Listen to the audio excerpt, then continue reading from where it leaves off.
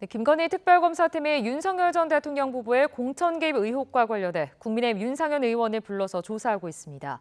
내란 특별검사팀은 비상계엄 당시 단전 단수 지시 의혹과 관련해 이상민 전 행정안전부 장관 구속영장 청구 여부를 고심하고 있습니다. 취재기자 연결해서 알아보겠습니다. 이준엽 기자. 네, 김건희 특검 사무실 앞입니다. 네, 윤 의원이 조금 전 특검에 출석했죠.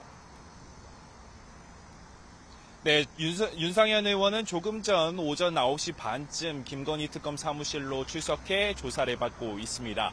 지난 2022년 대선 과정에서 윤 전 대통령 부부가 명태균 씨로부터 여론조사를 무상으로 받은 대가로 같은 해 치러진 보궐선거에서 김영선 전 의원이 공천받도록 해줬다는 혐의와 관련해서인데요. 윤 의원은 출석하며 기자들이 입장을 묻자 조사에 진실하게, 성실하게 임하겠다고 답했습니다. 윤 의원은 보궐선거 당시 국민의힘 공천관리위원장이었습니다. 지난해 공개된 윤 전 대통령과 명시 통화 녹취에서 이름이 거론되기도 했습니다. 특검은 앞서 지난 8일 업무방해 등 혐의로 윤 의원의 국회의원회관 사무실과 주거지를 압수수색하고 휴대전화 2대 등도 확보했는데요.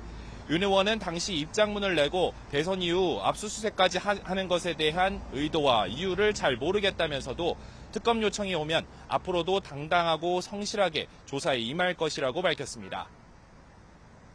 네, 김건희 특검은 이번 주 윤 전 대통령 소환도 앞두고 있다고요?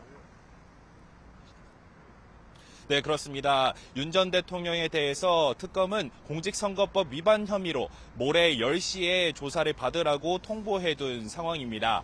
윤 전 대통령은 이른바 명태균 게이트의 의혹의 정점에 있는 인물인데요. 윤 전 대통령 측은 YTN에 소환 일정 변경을 요청할지 등에 대해서 아직 계획이 없다고 밝혔지만 실제 조사가 성사될지는 미지수입니다. 구속된 이후 건강상의 이유를 들어 버티기 전략을 구사하고 있기 때문입니다. 내란 특검팀의 소환에 강제 구인 시도를 포함해 4차례나 응하지 않았고 내란 우두머리 혐의 재판 역시 3주 연속 불출석하고 있습니다. 내란 특검 상황도 전해주시죠. 네, 그제 이상민 전 장관을 상대로 19시간의 마라톤 조사를 벌인 특검은 이제 이 전 장관의 신병 처리 여부를 고민하고 있습니다. 특검은 이 전 장관이 비상계엄 당시 직접 단전 단수 지시를 허석곤 소방청장에게 내린 것으로 의심하고 있는데요. 또 국무회의 과정에서는 비상계엄 선포를 막아야 하는 국무위원회 헌법적 책무를 다하지 않고 사실상 방조했다고도 보고 있습니다.